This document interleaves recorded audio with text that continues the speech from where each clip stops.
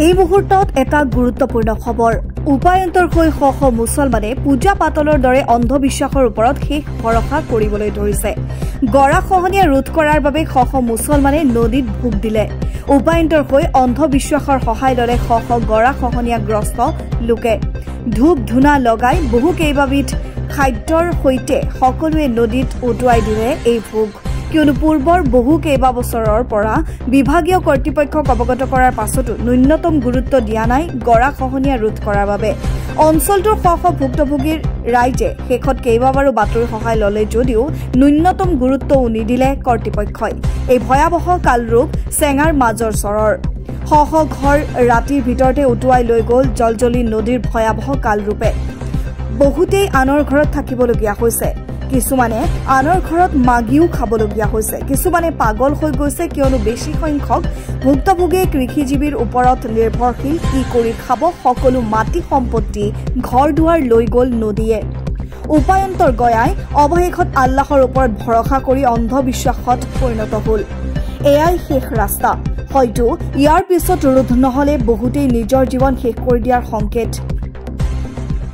বাতৰি সম্প্ৰচাৰ হোৱাৰ পাছতো বিভাগীয় কৰ্তৃপক্ষই কি পদক্ষেপ গ্ৰহণ কৰিব সেয়া সময়ত হ'ব লক্ষণীয়।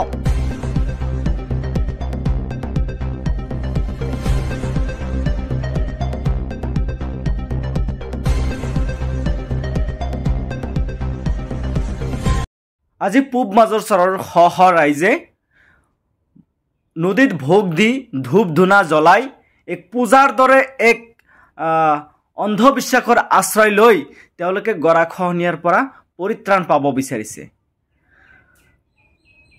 এক আচৰিত কথা যে স্বাধীনতাৰ ৮০ বছৰ পাৰ হ'ল আৰু সেই অঞ্চলত অবিৰতভাৱে সেই তাহানিৰ পৰা গৰাখহনীয়াই তাণ্ডৱ চলাই আছে।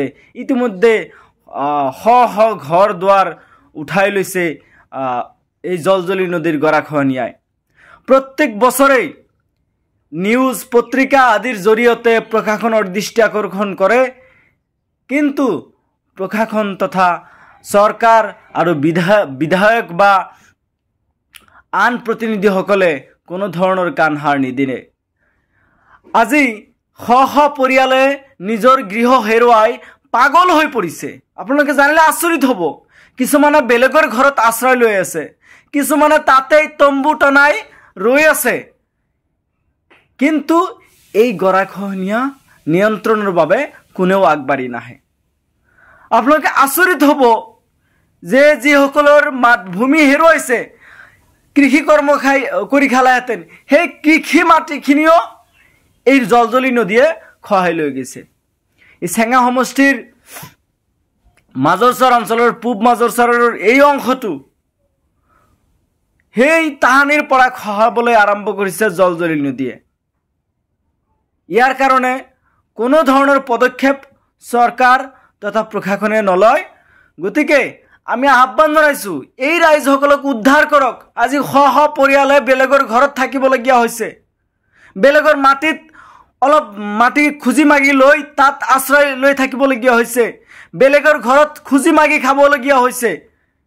এইবিলাক কাণ সাৰ নিদিয়ে কোনো চৰকাৰে। গতিকে চৰকাৰক আহ্বান জনাইছোঁ, আমাৰ বৰপেটা জিলাৰ DC মহোদয়ক আহ্বান জনাইছোঁ, আপুনি অতি সোনকালে এই অঞ্চলৰ গৰাখহনীয়া ৰোধৰ বাবে কিবা এটা পদক্ষেপ লওক, নহ'লে এই অঞ্চলৰ ৰাইজ পংগু হৈ পৰিব গৃহ মাটি হেৰুৱাই।